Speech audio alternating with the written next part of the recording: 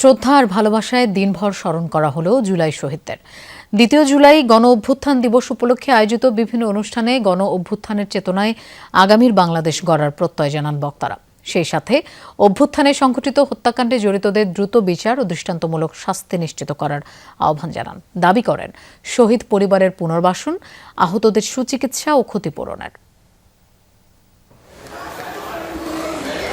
৫ August ২ July গণঅভ্যুত্থান দিবস উপলক্ষে শহীদদের স্মরণে রাজধানী জুড়ে বিভিন্ন দল ও সংগঠনের ছিল নানা আয়োজন।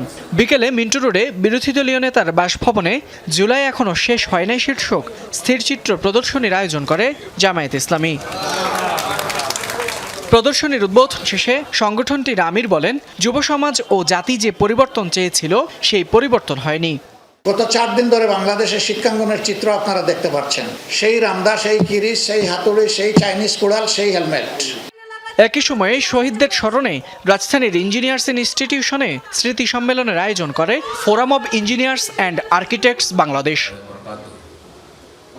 এর আগে ফরেন সার্ভিস একাডেমিতে জুলাই গণঅভ্যুত্থান দিবসের আলোচনায় অংশ নেন পররাষ্ট্রমন্ত্রী ডক্টর খলিলুর রহমান। তারা আমাদেরকে যে ঐতিহাসিক দায়িত্বটা দিয়ে গেছেন সেটা পালন করার মতন সক্ষমতা আমাদের আছে।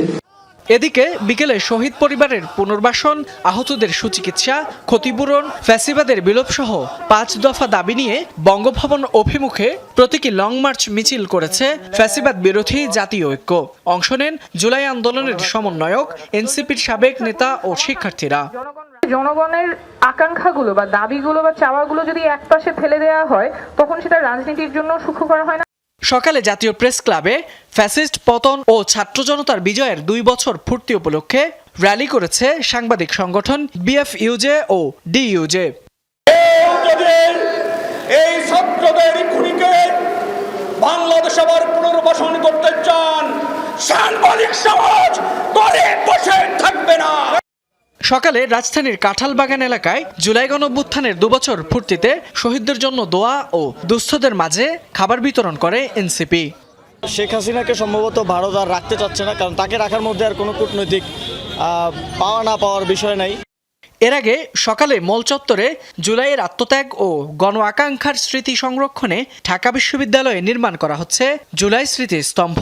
পরে ঢাকা বিশ্ববিদ্যালয়ের ছাত্র শিক্ষক কেন্দ্র মিলনায়তনে এক আলোচনা সভায় অভ্যুত্থানে শহীদ 5টি পরিবারের সদস্যদের সম্মাননা জানানো হয়। এই শহীদের রক্তের বিনিময়ে পাওয়া বাংলাদেশ যেন আবার সেই কোনো ফ্যাসিবাদ তৈরি না হয়। আমরা চাই যে বাংলাদেশ হবে আমাদের কাঙ্ক্ষিত বাংলাদেশ। এদিকে সকালে রাজধানীর শাহবাগে জুলাই শহীদ স্মৃতিস্তম্ভে শ্রদ্ধা জানান মুক্তিযুদ্ধ বিষয়ক মন্ত্রী আহমেদ আজম খান। সরকারের প্রতিশ্রুতি যে এই জুলাই গণঅভ্যুত্থানের চেতনায় আমরা বাংলাদেশটাকে গণতান্ত্রিক সমৃদ্ধ বাংলাদেশ হিসেবে পুনর্নির্মাণ করব। এদিকে সন্ধ্যায় শাহবাগে কনসার্ট ফর জুলাইয়ের আয়োজন করে ইনকলাব মঞ্চ। ফয়সাল মাহমুদ, যমুনা নিউজ, ঢাকা।